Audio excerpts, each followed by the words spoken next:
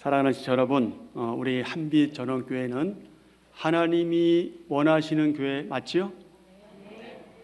하나님의 마음을 시원하게 해드린 교회도 맞지요? 네. 그리고 오직 하나님 한 분만을 존재하는 그런 한빛 전원교회 맞지요? 여러분 모두 동의하실 줄 압니다.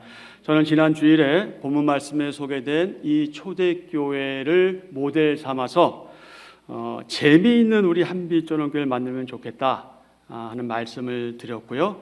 오늘은 상식이 있는 우리 한빛 전원교회 되었으면 좋겠다 그런 소원과 기대로 말씀을 전하려고 합니다. 자, 어떤 교회예요? 상식이 있는 우리 한빛 전원교회. 우리가 생활하고 있는 이 사회의 이 전반적인 모습을 볼 때, 돌아가는 모습을 볼 때 참 안타깝지요. 마음도 아프기도 하고 답답하기도 하고 참 그렇습니다. 좀 이 상식이 잘 통하지 않는 그런 사회가 아닌가 싶습니다. 기초 질서도 제대로 안 지키고요. 우리는 흔히 교통문화에서 그것을 쉽게 보지요. 너무나 상식대로 행동하지 않는 이 모습들을 보면서 참 안타깝습니다. 기본 상식이 통하지도 않고 경우 없는 세상에서 우리가 살고 있는 게 아닌가. 조금 심하게 표현하면은 마치 사사시대 특징처럼 자기 소견에 옳은 대로 자기 하고 싶은 대로 하는 그런 세상이 아닌가 싶습니다. 어떨 때는 오히려 상식이 있고 경우가 바른 사람, 또 예의가 바른 사람, 또 겸손한 사람, 이런 사람들이 오히려 대접받지 못하고 오히려 더 손해를 보는 그런 세상이 아닌가 싶기도 합니다. 이런 세상을 하나님의 사람으로 또 거룩한 교회라는 이 신분으로 살아가는 저와 여러분에게 있어서 상식이 무엇일까요? 우리가 알고 있고 우리가 이해하는 상식, 그것이 과연 무엇일까요? 일반적으로 우리가 알고 있는 상식의 객관적인 의미는 이렇습니다.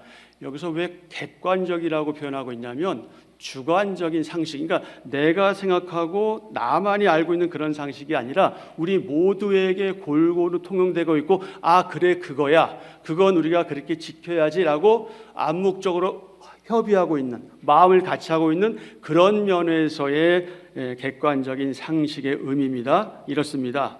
사전적으로 볼 때 사람들이 보통 알고 있거나 알아야 하는 지식, 보통 알고 있거나 알아야 하는 지식, 그것이 뭐다? 그것이 상식이다.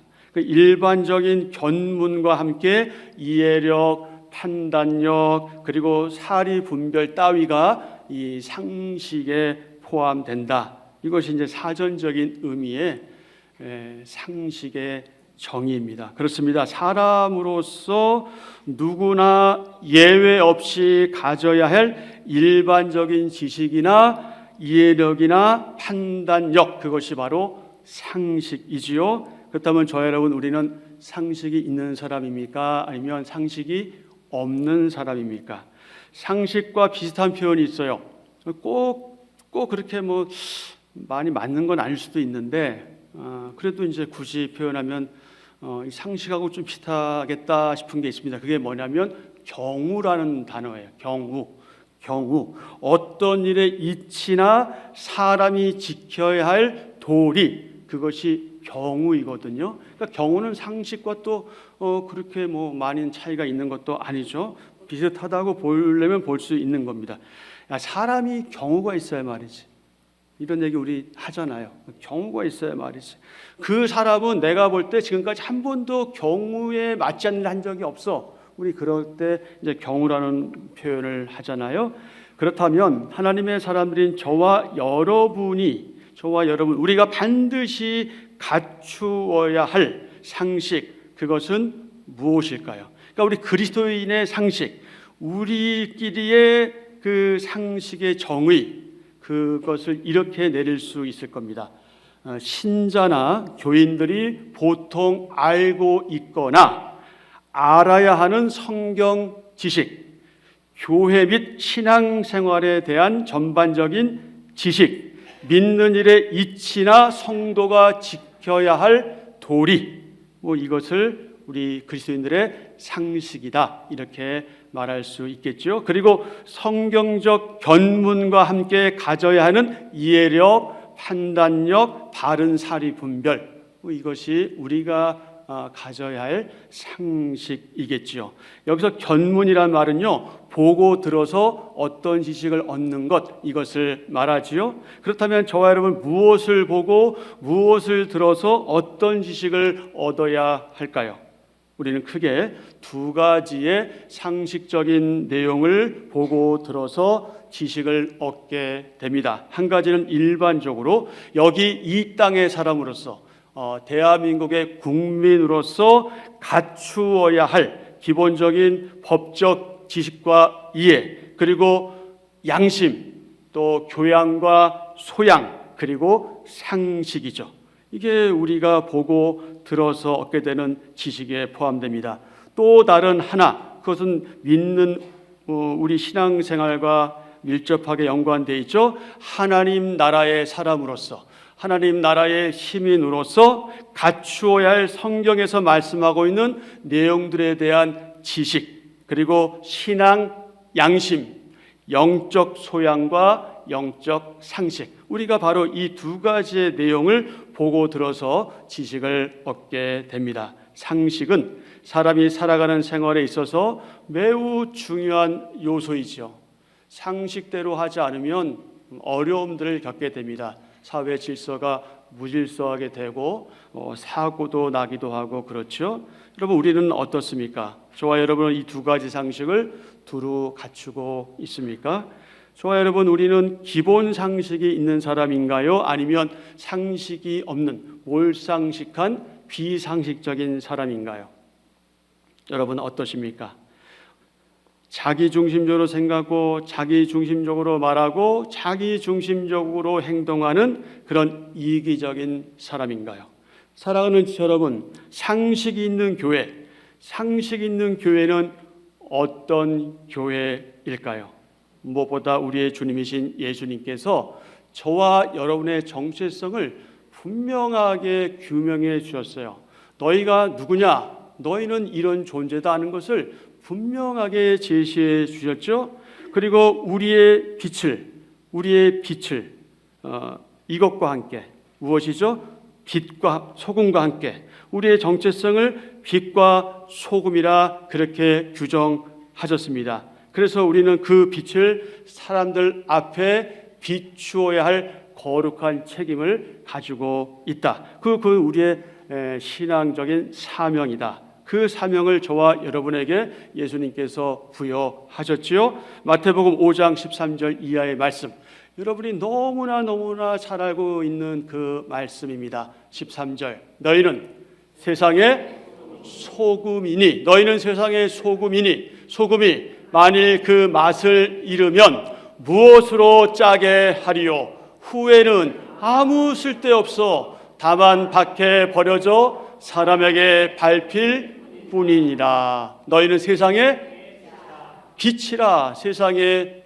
빛이라. 산 위에 있는 동네가 숨겨지지 못할 것이요, 이같이 너희 빛이 사람 앞에 비치게 하여 그들로 너희 착한 행실을 보고 하늘에 계신 너희 아버지께 영광을 돌리게 하라. 아멘. 우리가 기도할 때마다 하나님의 영광을 위해서 기도하지 않습니까? 그리고 영광을 위해 살아가는데, 우리가 하나님께 영광을 돌리게 하는 방법 가운데 하나가 뭐냐면, 우리의 빛을 사람 앞에 비추어서 그들로 우리의 착한 행실을 보고 하늘에 계신 아버지께 영광을 돌리게 하는 거죠. 그게 저와 여러분 정체성입니다. 소금과 빛과 소금, 한자로 표현하면 염광, 소금과 빛이죠. 그러니까 여러분, 영광교회하고 소금과 빛교회는 같은 거예요. 그죠?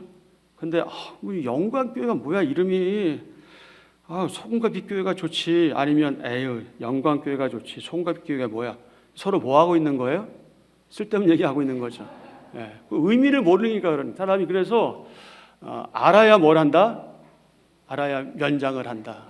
알아야 면장을 하는 거죠. 알아야 이해력이 생기는 거고요. 알아야 같이 함께 더불어서 살아갈 수가 있는 거예요. 모르면 또는 알지 못하면 불편할 수밖에 없어요. 관계도 불편하고 모든 것들이 불편한데, 어떤 교인들은요 빛과 소금의 역할을 감당하라고 주님께서 말씀하셨는데 유독이 이 한 가지는 잘하는 분들이 있어요.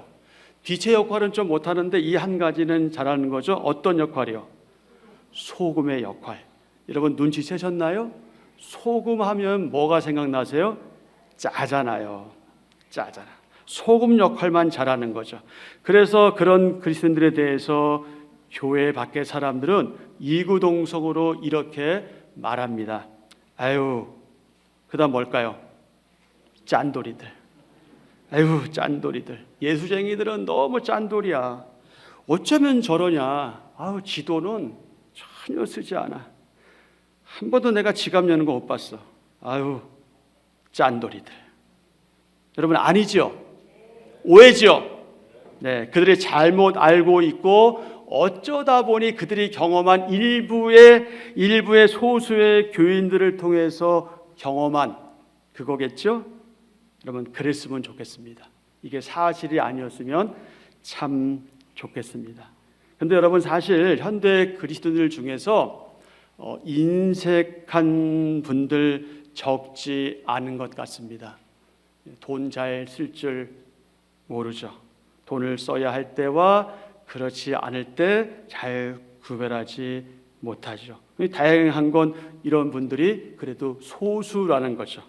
간혹 지역교회에 나타난 현상이 아닌가 싶은데요. 자기가 돈 쓰는 거는 무지무지하게 아까워하면서도 이 교회 공적 예산을 별 생각 없이 또 고민도 없이 쓰는 분들이 있기도 합니다. 게다가 교회의 그 공금인데 이 교회 돈은 거룩한 예물인데 하나님께 드려진 돈이고 바르게 써야 된 그런 공금인데 마치 자기 돈 쓰는 것처럼 생색내고 인심 쓰는 분들도 간혹 있습니다. 그래서 그 사실을 아는 지체들은 좀 불편해하지요. 그런데 여러분 이것도 불편한 일이고 힘든 일인데 이보다 더 심각한 문제가 있습니다. 그 심각한 문제가 무엇일까요? 그 심각한 문제는 이겁니다. 교회 밖의 사람들의 시선이죠. 그들의 평가, 그들의 판단입니다. 물론 일반적이지는 않을 거예요. 그리고 그 교회 밖의 사람들이 교회를 잘 모르기 때문에 하는 소리일 거라 우리가 위로를 받기도 하지만 어쨌든 교회 밖에 있는 불신자들의 눈에 비춰진 기독교의 모습, 교회의 모습은 그렇게 긍정적이지 않다. 부정적이라는 거죠. 그래서 그들은 흔히 교인들에 대해서 이렇게 평가하기를 서슴지 않죠. 지들끼리만 놀고 있다. 사실 그걸 잘 몰라서 그런가? 들어오라고. 들어오면 되잖아. 왜 그런 얘기를 하죠? 그렇게 믿으려면 나는 믿지 않겠다. 믿지 마.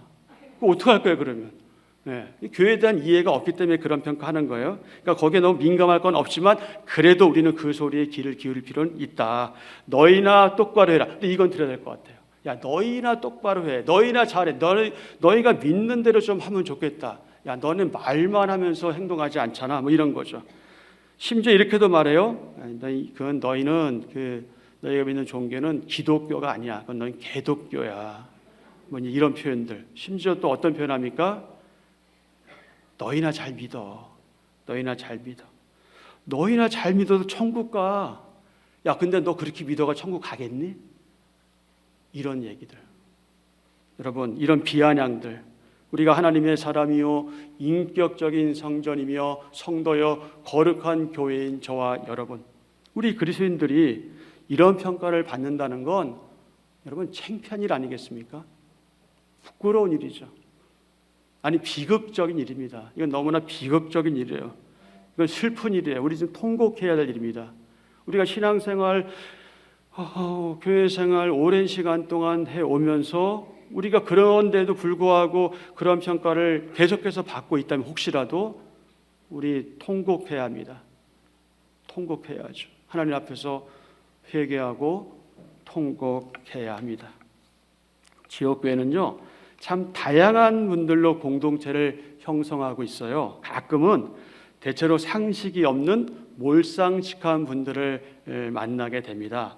그런 분들의 공통적인 특징이 있는데요. 그것이 뭐냐면 합리적이지 않다는 거예요. 뭔가 좀 생각이 좀 달라. 뭐 틀린 건 아니겠죠. 뭔가 달라. 일반적이지 않아요. 일반적이지 않아요. 그리고 상식적이지도 않죠. 그래서 무조건 자기만 옳다는 거예요. 그러니까 어때요? 대화도 잘 안 되죠. 답답하잖아요. 말이 통하지가 않아요. 그런데 저는 지금까지 약 이제 1년이 못 되는 시간들, 그러니까 제가 이제 다음 달이 1년이 되어 가는데 1년간 동안 우리 사랑하는 여러분하고 신앙생활하면서 교회 생활하면서 이런 분들을 단 한 분도 만나지 못했다는 게 얼마나 감사한 일인지 모릅니다. 너무나 감사합니다. 근데 간혹 자기의 생각과 자기의 행위를 성경과 복음으로 이 교묘하게 포장해서 그것을 빌미로 도무지 이해할 수도 없고 납득이 안 되는 행동을 하는 분들도 볼 수가 있어요. 자신의 왜곡된 행동을 합리화하고 정당화하는 그리스도인들이 있죠. 근데 그런 분들 가운데는 이상하게도 오히려 교회 생활을 오랫동안 했고 성경 말씀을 잘 아는 분들인데 그런 분들이 있기도 하지요. 어떤 경우에는 참 몰상식해요. 고집불통이고요. 비협조적이에요. 이기적이고 너무 옹졸한 분들이 있어요. 우리 교회가 그렇다는 거 아니니까 여러분 오해하지 마십시오. 어떤 분들은 혈액형이 AAAA로 계속 나가나 싶을 정도로 한번 삐지면 도무지 풀지를 않습니다. 참고적으로 제가 A형입니다. 참 해도 너무하죠. 근데 여러분 혈액형 A인 거랑 그거랑 아무 관계 없습니다. 거기에 너무 몰입하지 마십시오. 저 개인적으로 지금까지 약 40년이 조금 못 되는 기간 동안 다양한 지역교회를 섬겨오고 있는데 가끔 저는 이런 분들 경험했습니다. 이런 분들 만났습니다. 뭐 이해 못할 바는 아니죠. 이해하려 치면 이해할 수 있어요. 그리고 지금은 좀 어느 정도 뭐 연륜도 있고 나이도 있고 하니까 이해하는 게 조금 용이한데 그 시절에 제가 20대 때 뭐 30대 때 이때는 사실 잘 이해가 안 되더라고. 이해가 잘 안 됐어요. 그래서 그런 일 때문에 너무 마음이 답답한 거예요. 너무 힘든 거예요. 아니 교회가 뭐지?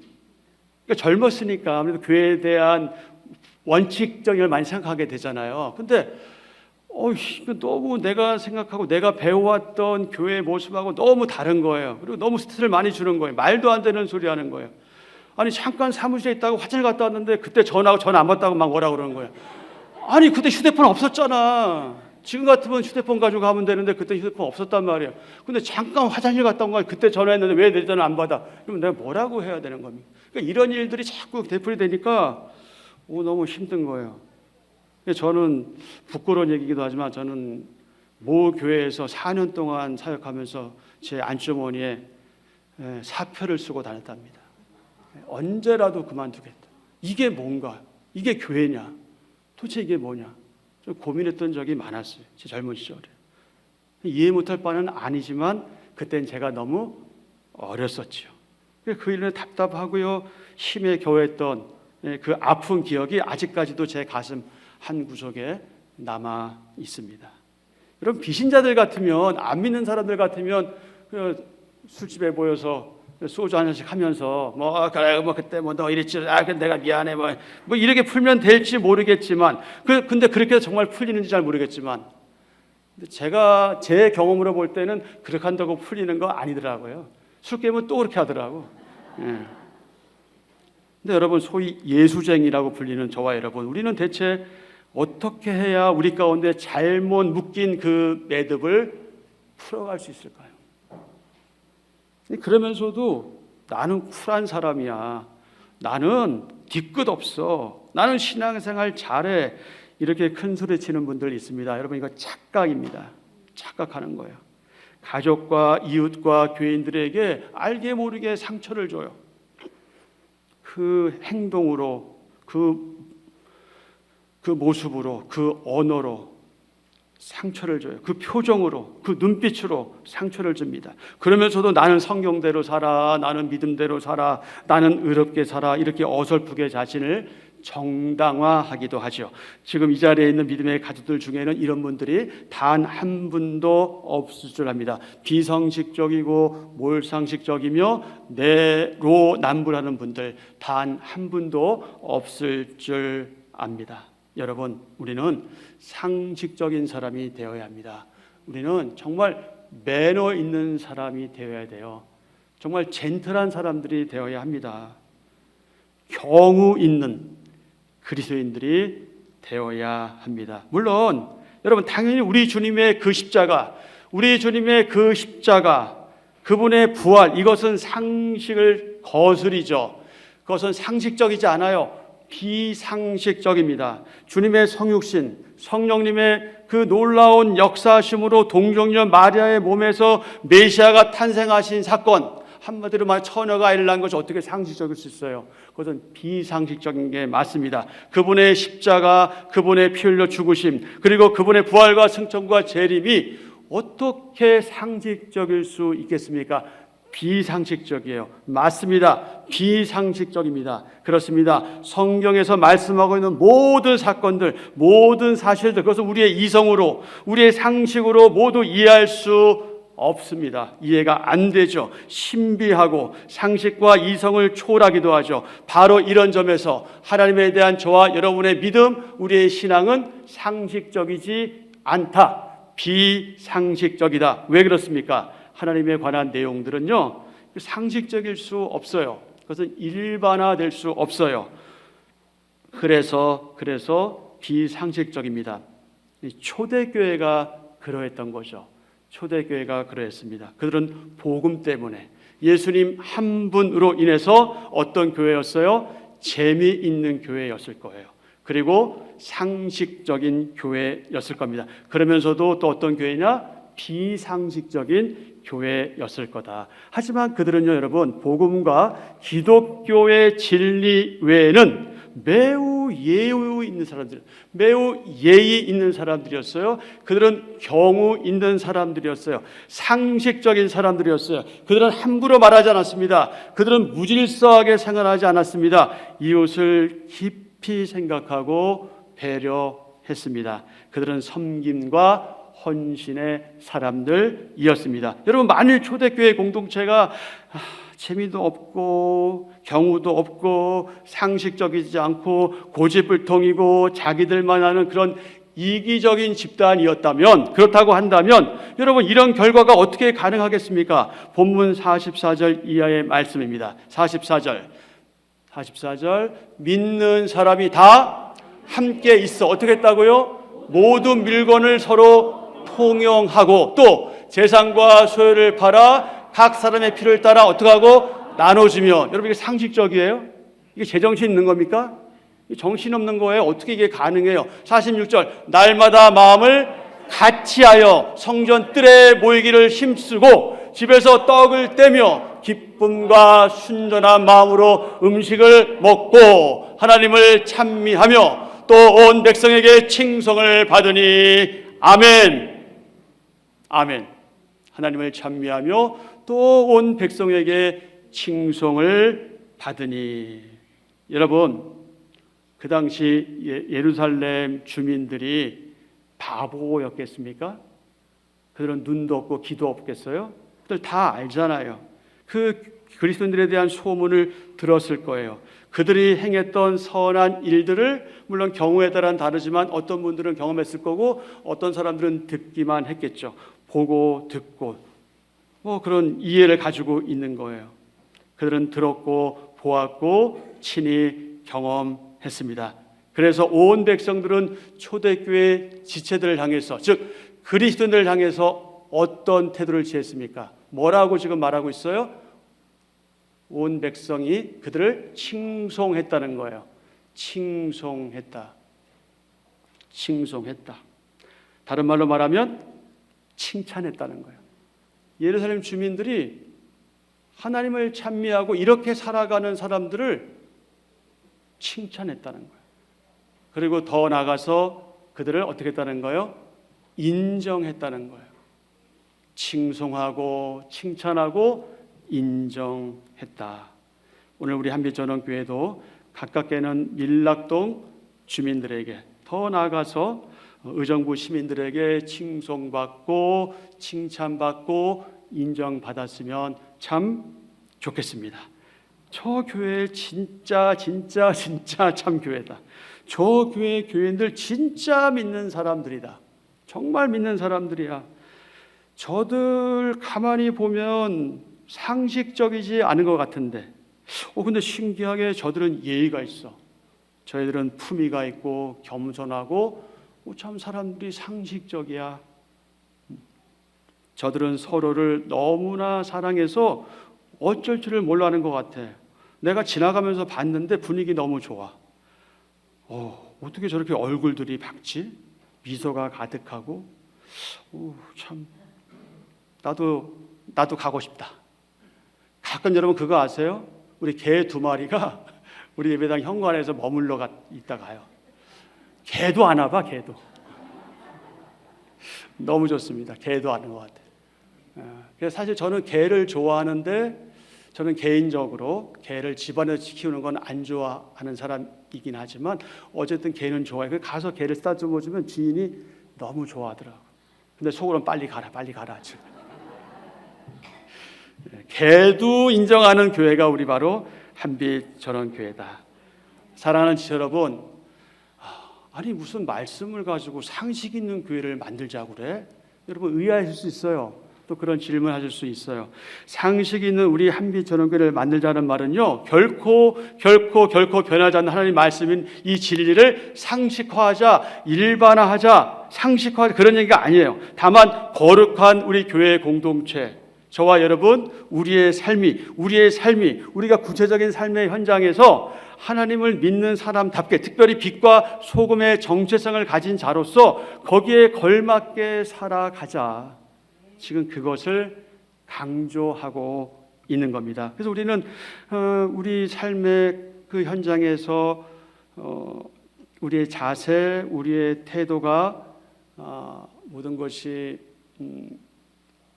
우리를 보는 사람들로 인해서 좀 마음이 좀 편하고 좀 마음을 좀 안정시키고 그냥 우리만 보면 좋은 그런 상식적이고 건전하며 합리적인 사람이어야 한다는 것을 강조하는 거고요. 여러분 하나님의 은혜는 상식을 저해하지 않아요. 그러기에 인격적 성전이며 성도인 저와 여러분은 하나님의 은혜를 내세워서 믿는다는 걸 빌미로 해서 막 거칠게 말하거나 함부로 행동해서는 안 되겠다.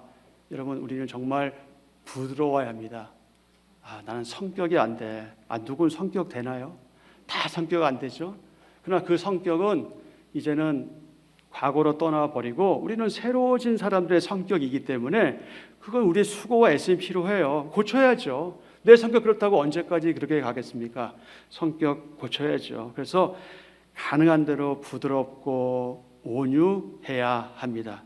그러면서 겸손해야 합니다. 근데 여기서 저도 사실 제가 걸리는 게 있는데 제 얼굴을 통해서 사람들이 편할지는 잘 모르겠어요. 제 얼굴을 바라볼 때 막 마음이 편하고 그래야 되는데 제가 살짝 좀 이게 인상 쓰는 스타일이라 많은 오해를 받고 여태까지 살아왔습니다. 여러분도 그러실 수 있을 거예요. 그런데 우리가 될 수 있다면, 할 수만 있다면 우리의 얼굴 모양도 우리의 모습도 좀 달라져야 하겠죠. 근데 우리 사실은 너무 잘 믿기 때문에 너무 진지하기 때문에 얼굴이 그런 건데 사람들이 오해하더라고요. 네. 제가 중고등부 시절에 교회에서 성가대 지휘는 아니고 이 찬송 지휘를 했거든요. 근데 저는 정말 진지했어요. 제가 정말 진지하게 부르는데 그게 사람들이 인상을 쓴다고 하더라고요. 아니야, 나는 인상 쓰는 게 아니라 진지한 거야 라고 하는데 객관성이 없는 거지. 그게 아쉽더라고요. 지금 얼굴 좀 괜찮습니까? 감사합니다. 여러분 얼굴도 보시기에 좋습니다. 소금과 빛으로서의 정체성을 우리가 상실하거나 이 중요한 역할을 잘 감당하지 못하는 삶은요, 여러분 그것은 균형을 잃은 삶이에요. 균형을 잃은 삶이고요, 주님이 원하시는 삶이 아니에요. 우리는 소금과 빛이라는 우리의 정체성에 걸맞게 그렇게 생활해야 합니다. 자, 그러면 여러분 왜 지역교회 성도들 가운데 어떤 분들은 빛과 소금의 역할을 제대로 감당하지 못할까요? 이유는 여러 가지가 있겠는데 그것은 아마도 이런 이유 때문이 아닌가 싶습니다. 예수님을 믿음으로 또 교회 생활을 함으로 얻게 되는 어떤 이익, 어떤 유익, 또 어떤 칭찬, 어떤 특권, 어떤 복, 영광, 이런 것을 누리기는 원하지만 예수님을 믿고 따르는 생활에 있어서 우리가 겪어야 되는, 또 감내해야 되는, 또 요구되는 어떤 책임, 부담감, 이런 건 별로 지고 싶어 하지 않고 각자에게 주어진 그 십자가를 지고 싶어 하지 않는 그 마음 때문에, 그리고 자신을 희생하려 하지 않기 때문에 그런 게 아닌가 싶습니다. 사랑하는 지체 여러분, 우리는 주님으로부터 빛을 받았습니다. 우리가 바친 그 빛을 사람들에게 다시 비추어야 하지요. 그래서 우리는 그 빛을 비춰야 할 거룩한 사명을 받은 하나의 살아있는 거울이다. 우리 각자가 다 거울입니다. 하나님의 영광이 저와 여러분에게 비춰서 다시 그 영광이 다른 사람들에게 이렇게 반사되는 거죠. 우리는 그런 존재예요. 우리는 하나님의 귀한 형상대로 지음받은 귀한 사람들입니다. 무엇보다 하나님의 자녀가 된 하나님의 사람들로서 하나님 아버지를 반영하고 반사함으로 그분께 영광 돌리는 그런 복된 자들, 바로 그런 자들이 저와 여러분이다. 또한 우리는 어떤 사람입니까? 우리는 예수 그리스도의 향기입니다. 그리고 그분의 편지입니다. 고린도후서 2장 14절 이하의 말씀입니다. 항상 우리를 그리스도 안에서 이기게 하시고 우리로 말미암아 각처에서 그리스도를 아는 냄새를 나타나게 하시는 하나님께 감사하노라. 우리는 구원받는 자들에게나 망하는 자들에게나 하나님 앞에서 그리스도의 향기니. 아멘. 이 사람에게는 사망으로부터 사망에 이르는 냄새요, 저 사람에게는 생명으로부터 생명에 이르는 냄새라. 누가 이 일을 감당하리요? 우리는 수많은 사람들처럼 하나님의 말씀을 혼잡하게 하지 아니하고 곧 순전함으로 하나님께 받은 것 같이 하나님 앞에서와 그리스도 안에서 말하노라. 아멘.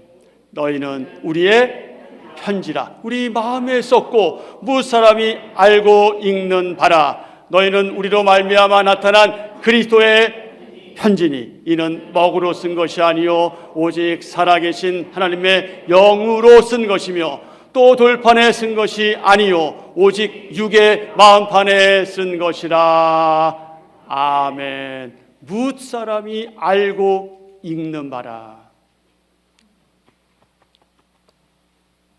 그리스도의 편지, 그리스도의 향기, 이것이 저와 여러분의 새로운 또 다른 정체성입니다. 그러기에 사람들이 우리를 볼 때, 저를 볼 때, 여러분 볼 때 예수님의 모습을 발견할 수 있어야 하겠죠. 그러므로 이제 이런 정체성을 회복한 재미있는 우리 한빛전원교회 지체인 저와 여러분, 우린 적어도 교회 안팎에서 이런 비상식이나 몰상식이나 이런 것들을 우리가 용납하거나 인정해서는 안 될 겁니다. 당시의 초대교회는 물론 오늘 우리 한빛전원교회, 저와 여러분, 우리가 상식적이어야 하는데 우리가 상식적이어야 하는 근거가 있습니다. 우리가 어디에 근거해서 상식적이어야 하냐? 여러분, 초대교회에 어떤 행사가 있어서 상식적이었을까요? 아니면 프로그램이 좋아서 상식적이었을까요?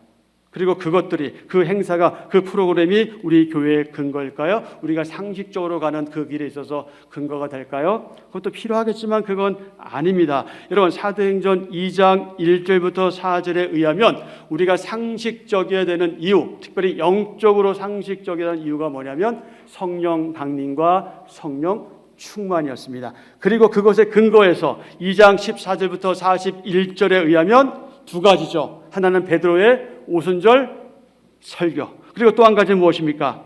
40절에 의하면 사도의 가르침. 바로 이것이 우리가 상식적이어야 하는 것의 근거가 됩니다. 초대교회 지체들은 바로 이 사도의 가르침을 받아 서로 뭐하고? 교제하고 떡을 떼며 오로지 뭐하기를 힘썼다? 기도하기를 힘썼다. 원리는 여러분 다르지 않습니다.